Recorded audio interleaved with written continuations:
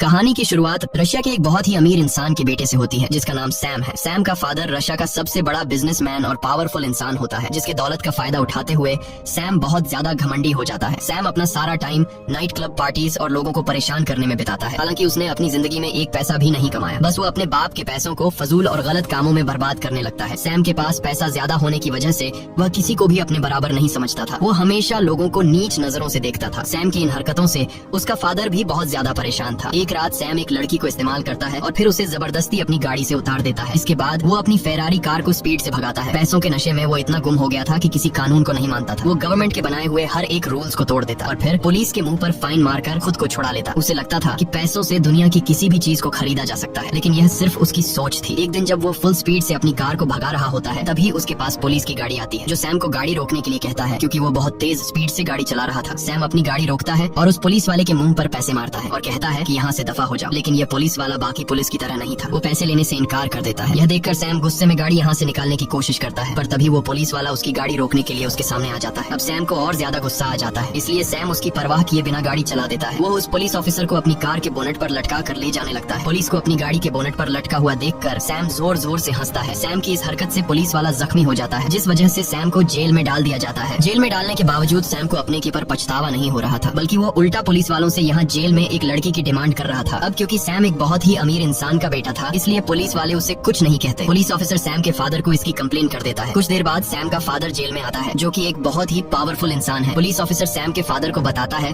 कि तुम्हारा बेटा इतना ज्यादा बिगड़ गया है कि वो एक पुलिस वाले को सड़क पर आधी रात को घसीटता रहा और अब वो पुलिस वाला हॉस्पिटल में एडमिट हो गया है। ये सुनकर सैम का फादर उस ऑफिसर से कहता है कि मैं अपने बेटे की गलती के लिए आपसे माफी मांगता हूँ और मैं वादा करता हूँ कि आज के बाद वो ऐसी गलती नहीं करेगा। पुलिस ऑफिसर सैम के पिता की रिस्पेक्ट में सैम को छोड़ देता है। इसके बाद सैम के पिता सैम को घसीट कर बाहर लेकर आते हैं और उसे डांटने लगते हैं, लेकिन सैम पर अपने फादर की बातों का कोई असर नहीं होता। वो अपने फादर के सामने सिगरेट पीने लगता है। दरअसल सैम की मदर की डेथ हो चुकी है और सैम अपने पिता का इकलौता बेटा था, इसलिए सैम के पिता को सैम की हर एक जिद को पूरा करना पड़ता है। और सैम भी यह जानता था कि उसका फादर उसे डांटने के अलावा और कुछ कर नहीं सकता। लेकिन अब सैम का फादर सैम से बहुत ही ज्यादा परेशान हो चुका था। सैम के फादर को एहसास होता है कि अगर इसे रोका नहीं गया तो यह एक अपराधी बन जाएगा, इसलिए इसका कुछ करना होगा। सैम को सुधारने के लिए सैम का फादर अपनी एक दोस्त के पास जाते हैं और उसे सैम की सारी सिचुएशन समझा देता है। वो अपनी दोस्त से कहता है कि मैं किसी भी कीमत पर सैम को नॉर्मल इंसान बनाना चाहता हूँ जो दूसरों की इज्जत करे। ये सुनकर वो कहती है कि इसका एक तरीका है। मैं एक ऐसे ट्रेनर को जानती हूँ जिसने बहुत सारे बिगड़े लड़कों को सुधारा है। हालांकि उसका तरीका थोड़ा अलग है, लेकिन इस बात की मैं गारंटी देती हूँ कि सैम पूरी तरह से ठीक हो जाएगा, वो अच्छा इंसान बन जाएगा। और अब सैम के पिता उस ट्रेनर से मिलने के लिए जाते हैं, पर जब ये दोनों उसके घर के अंदर जाते हैं तो वो ट्रेनर को देखकर हैरान हो जाते हैं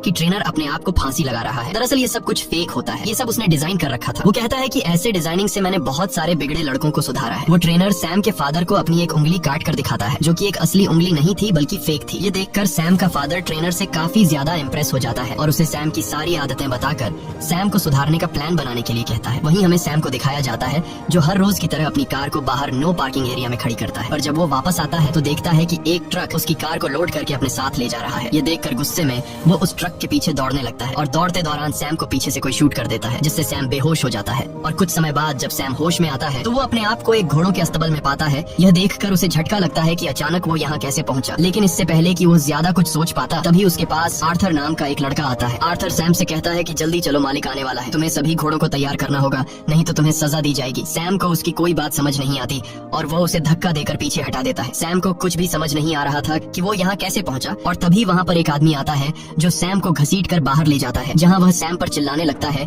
कि मैंने तुम्हें कल रात घोड़ों को तैयार करने को कहा था, तुमने घोड़े तैयार क्यों नहीं किए। ये सुनकर सैम कहता है कि कल रात को छोड़ो, मैं तुम्हें अपनी जिंदगी में पहली बार देख रहा हूँ। कुछ देर बाद यहाँ का मालिक जमींदार और उसका बेटा जैक आते हैं। जो आदमी जैक को घसीट कर बाहर लेकर आया था वह यहाँ के जमींदार से कहता है कि सैम ने घोड़े तैयार करने से इनकार कर दिया है। ये सुनकर जमींदार बहुत ज्यादा गुस्सा हो जाता है और कहता है कि सैम को कोड़े लगाए जाए। जमींदार के ऑर्डर को मानते हुए वो आदमी सैम को कोड़े लगाता है। जमींदार कहता है कि मैं चाय पीने जा रहा हूँ, जब मैं वापस आऊंगा तो मेरा घोड़ा तैयार होना चाहिए, नहीं तो सैम को और 100 कोड़े लगेंगे। सैम को कुछ समझ नहीं आ रहा था कि यह सब क्या चल रहा है। अब सैम को और 100 कोड़ों से बचाने के लिए आर्थर उसके पास आता है और सैम को घोड़ों के स्तबल में ले जाता है। घोड़ों के स्तबल में आने के बाद सैम आर्थर से कहता है कि मुझे कॉल करना है, अगर मैंने अपने फादर को बता दिया कि इन लोगों ने मुझे कोड़े मारे हैं तो मेरा फादर इन सब की जान ले लेगा। ये सुनकर आर्थर कहता है कि ये कॉल वगैरह क्या होता है, मुझे कुछ भी इसके बारे में नहीं पता, चुपचाप घोड़ा तैयार करो नहीं तो तुम्हें और 100 कोड़े पड़ेंगे। सैम बहुत ज्यादा परेशान हो जाता है कि अचानक वो कैसे इस तरह की जगह में फंस गया है, इसलिए सैम यहाँ से भागने की कोशिश करता है। दौड़ते दौरान वो गाँव वालों से कहता है कि पुलिस को कॉल करो, लेकिन वे लोग पुलिस को नहीं जानते थे। वो भागते हुए देखता है कि यह कोई शहर नहीं बल्कि यह गांव है, और लोगों के लाइफस्टाइल को देखकर वो समझ जाता है कि यह 2019 नहीं बल्कि 18th सेंचुरी का दौर है, यानी कि वो अपने टाइम से पूरे 200 साल पीछे आ चुका है। अब वो यहाँ से किसी तरह करके निकलना चाहता था, लेकिन तभी सैम को एक आदमी पकड़ लेता है। जब जमींदार को पता चलता है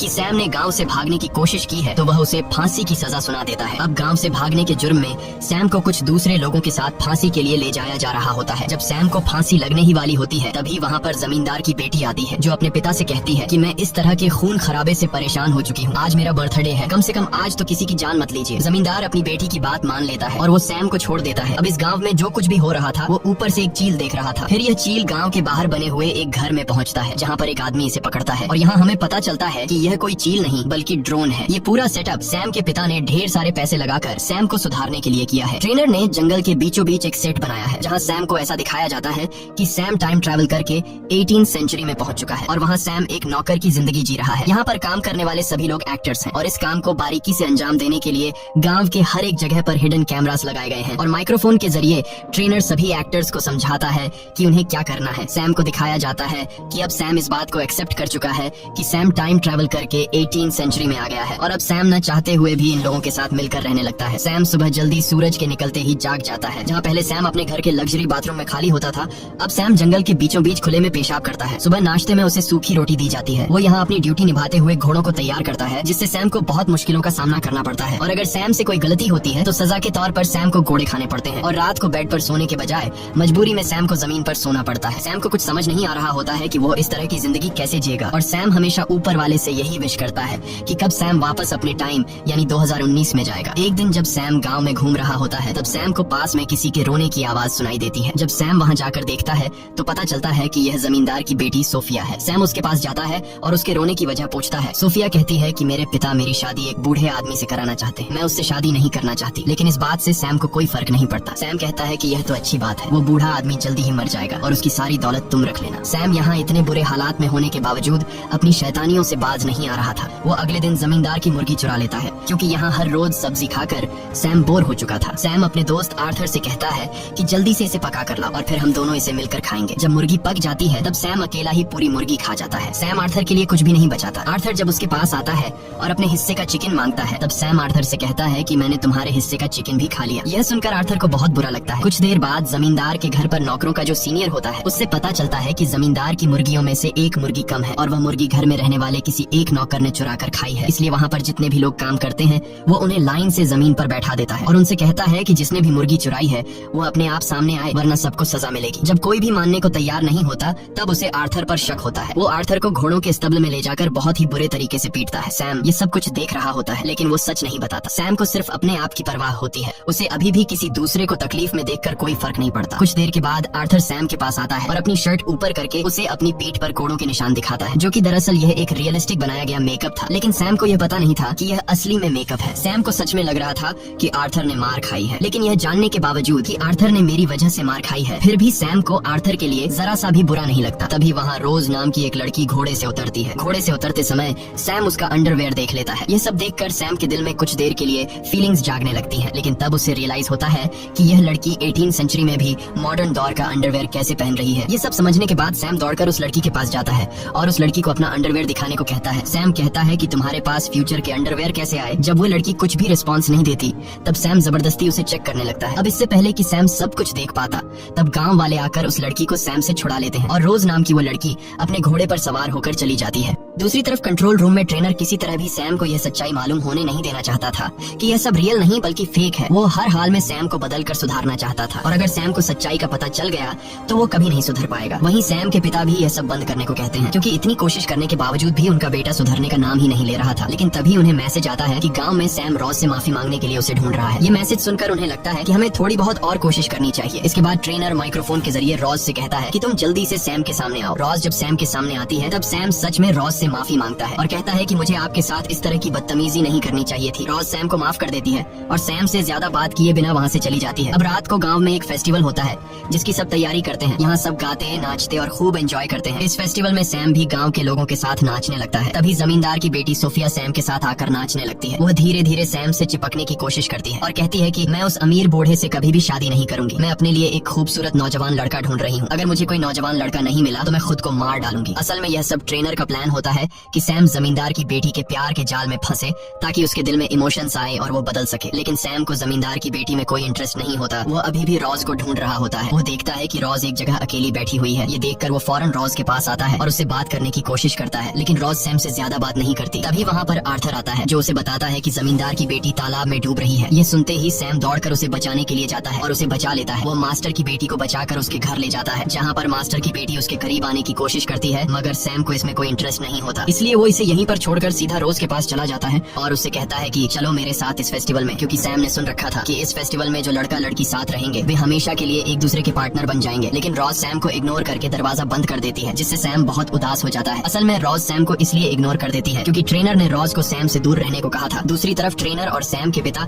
मॉनिटर रूम से यह सब देख रहे होते हैं। ट्रेनर को यह पता चल जाता है कि सैम मास्टर की बेटी में नहीं बल्कि रॉज में इंटरेस्टेड है। इसलिए अगले दिन ट्रेनर रॉज को अपने पास बुलाता है और कहता है कि अब तुम्हें अपने एक्ट को बदलना होगा। वो बताता है कि सैम का इंटरेस्ट अब सोफिया से हट गया है और वो तुम्हारे में इंटरेस्टेड है, इसलिए तुम्हें सैम के करीब जाना होगा। रॉज इस एक्ट के लिए मान जाती है, लेकिन यहाँ पर रॉज के बॉयफ्रेंड को रॉज का ये एक्ट पसंद नहीं आता और वो खुद भी इस एक्ट में जमींदार के बेटे का रोल प्ले कर रहा होता है। रॉज अपने बॉयफ्रेंड को समझाती है कि ये सिर्फ एक्टिंग है और मैं ये सिर्फ सैम को एक अच्छा इंसान बनाने के लिए कर रही हूँ। ये सुनकर उसका बॉयफ्रेंड उसकी बात मान जाता है। अगले दिन हमें गाँव दिखाया जाता है जहाँ पर जमींदार अपने बेटे जैक के लिए बहुत परेशान होता है क्योंकि जैक ने शहर जाकर कुछ सिपाहियों को मारा है और अब कुछ दूसरे सिपाही उसे सजा देने के लिए गाँव में आने वाले हैं। इसीलिए जमींदार अपने पास सैम को बुलाता है और उसे कहता है कि तुम मेरे बेटे की सजा अपने ऊपर ले लो, इसके बदले हम तुम्हें आजाद कर देंगे। आजादी का नाम सुनते ही सैम इसके लिए तैयार हो जाता है। वो सोचता है कि हर रोज यहाँ कुत्ते की तरह जीने से अच्छा है कि थोड़ी देर की सजा सह लो और फिर उसके बाद मैं उम्र भर आजाद रहूंगा। कुछ देर बाद सिपाही आते हैं और वे जमींदार के बेटे को ढूंढने लगते हैं। यहाँ सैम कहता है कि मैं ही जमींदार का बेटा हूँ और मैंने शहर जाकर कुछ सिपाहियों को मारा था। ये सुनकर वो लोग सैम को पकड़ लेते हैं और सैम को सजा के तौर पर कोड़े लगाते हैं। कोड़े खाने के बाद सैम नए कपड़े पहनकर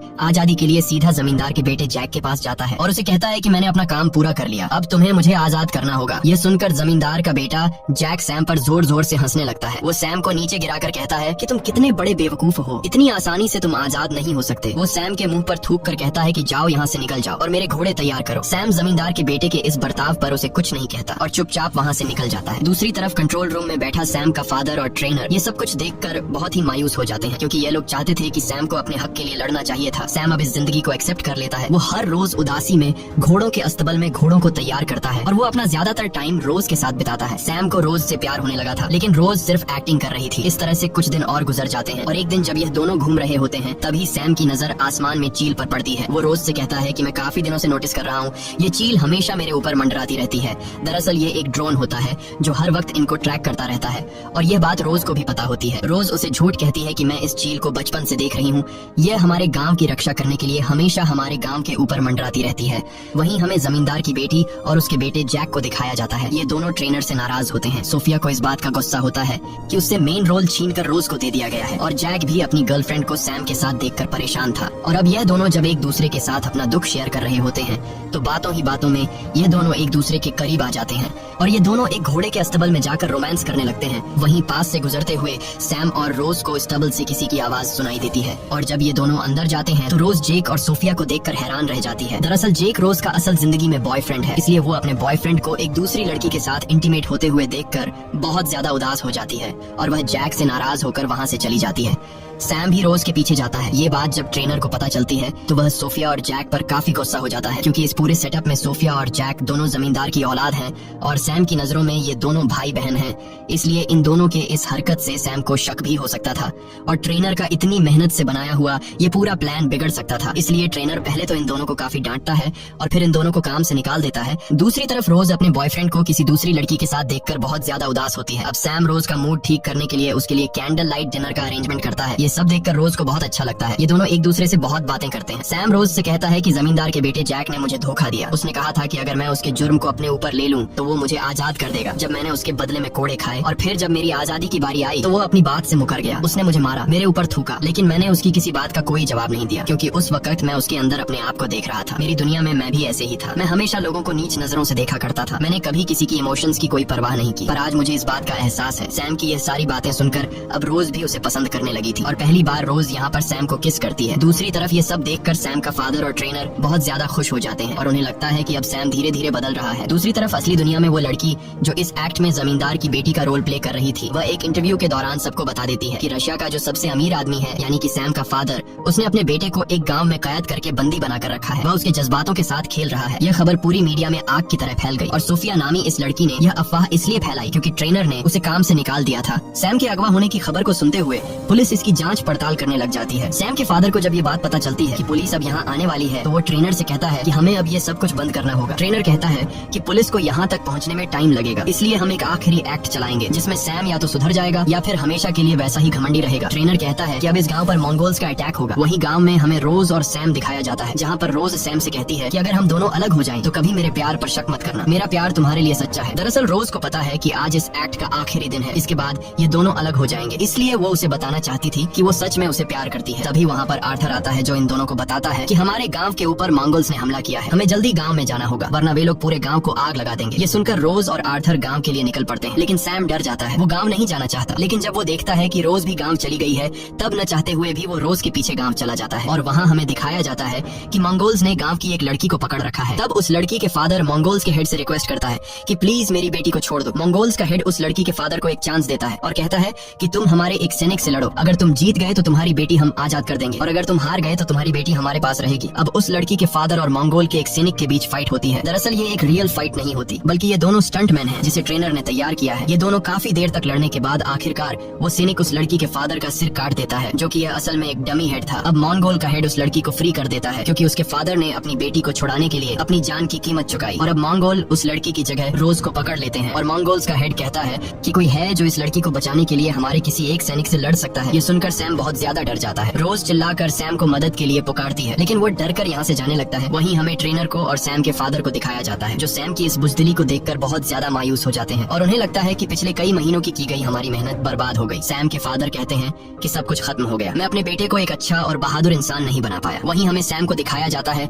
जो एक बार फिर से आसमान में उड़ती हुई चील को देखता है जिसके बारे में रोज ने उसे बताया था कि यह हमारे गांव की रक्षक है और अब सैम को लगता है कि यह चील भी चाहती है कि वो जाकर रोज को बचाए। इसके बाद वो हिम्मत दिखाते हुए अपने घोड़े पर बैठ जाता है और हाथ में डंडा लेकर उस तरफ जाता है जहाँ पर मंगोल्स ने रोज को पकड़ा हुआ था। सैम उस डंडे से मंगोल्स पर वार करता है और रोज को अपने घोड़े पर बैठा कर वहाँ से निकल जाता है। सैम और रोज के निकलते ही उस जगह पर पुलिस भी आ जाती है जिन्हें यहाँ पर सैम नहीं मिलता। इन्हें बताया जाता है कि यहाँ पर शूटिंग चल रही है। अब पुलिस किसी को अरेस्ट भी नहीं कर सकती थी क्योंकि शूटिंग करना तो कोई क्राइम है ही नहीं, इसलिए पुलिस वहाँ से चली जाती है। अब सैम और रोज घोड़े पर सवार होकर गांव की लिमिट से बाहर निकल जाते हैं और चलते चलते ये दोनों एक पेट्रोल पंप तक पहुँच जाते हैं। एक मॉडर्न डे पेट्रोल पंप को देखकर सैम एकदम शॉक हो जाता है। अब इससे पहले कि वह और ज्यादा कुछ समझ पाता तभी पीछे से सैम को कोई शूट कर लेता है जिससे सैम बेहोश हो जाता है। इसके बाद जब उसे होश आता है तो वो अपनी फेरारी गाड़ी के सामने खड़ा होता है। उसे कुछ समझ नहीं आता कि इतने दिन जो उसने 18th सेंचुरी में बिताए थे वो एक सपना था या फिर हकीकत। अब सैम का फादर सैम को बताता है कि तुम पिछले 3 महीनों से कार एक्सीडेंट की वजह से कोमा में थे। सैम अब फिर से अपनी पुरानी जिंदगी में लौट चुका है पर वह पूरी तरह से बदल चुका है। जिस तरह की अय्याशी की जिंदगी वह जिया करता था अब उसे इस जिंदगी में बिल्कुल मजा नहीं आता। हमेशा उसे रोज की याद आती है। वो उस पुलिस ऑफिसर के पास भी जाता है जिसके मुंह पर उसने पैसे फेंके थे और उसे अपनी गाड़ी के बोनेट पर लटका कर घायल किया था। अब वह अपने किए पर बहुत शर्मिंदा होता है। वो उस पुलिस वाले से माफी मांगता है और उसे अपनी फेरारी कार गिफ्ट में देकर वहाँ से चला जाता है। अब एक दिन सैम जब क्लब में जाता है तो वहाँ पर उसे जमींदार का बेटा जैक और उसकी बेटी सोफिया दिखती है। सैम उन दोनों के पास जाता है और उनसे बातचीत करने लगता है लेकिन वो इसे पहचानने से मना कर देते हैं क्योंकि उनके कॉन्ट्रैक्ट में लिखा गया था कि एक्ट खत्म होने के बाद तुम इस बारे में सैम को कभी कुछ नहीं बताओगे। ये देखकर सैम बहुत ज्यादा उदास होकर वहाँ से जाने लगता है और उन दोनों को सैम की हालत पर तरस आ जाता है। ये दोनों सैम को अपने साथ ले जाते हैं और घोड़ों के अस्तबल के बाहर छोड़ देते हैं। सैम जब घोड़ों के अस्तबल के अंदर जाता है तो वहाँ पर रोज होती है। रोज को देखकर सैम बहुत खुश हो जाता है। वो कहता है क्या तुम मुझे जानती हो? रोज कहती है हाँ, मैंने तुम्हें बहुत मिस किया। ये दोनों एक दूसरे के गले लग जाते हैं। इसके बाद सैम रोज को लेकर अपने फादर के पास जाता है। रोज को देखकर सैम के फादर डर जाते हैं कि कहीं सैम को सारी सच्चाई तो मालूम नहीं पड़ गई। तब रोज सैम के फादर को बताती है कि मैंने सैम को सब कुछ सच बता दिया है। सैम अपने फादर से पुरानी गलतियों के लिए माफी मांगता है, साथ ही अपने फादर का शुक्रिया अदा करता है। वो कहता है कि आपकी वजह से मुझे जिंदगी और इंसानियत का पता चला और आपकी वजह से मुझे अपना सच्चा प्यार मिला। मूवी के एंड में हमें सैम को दिखाया जाता है जो उसी गांव में मौजूद है कि जिस तरह ट्रेनर ने उसे सुधारा, अब वो ट्रेनर की जगह को संभालते हुए बिगड़े हुए बच्चों को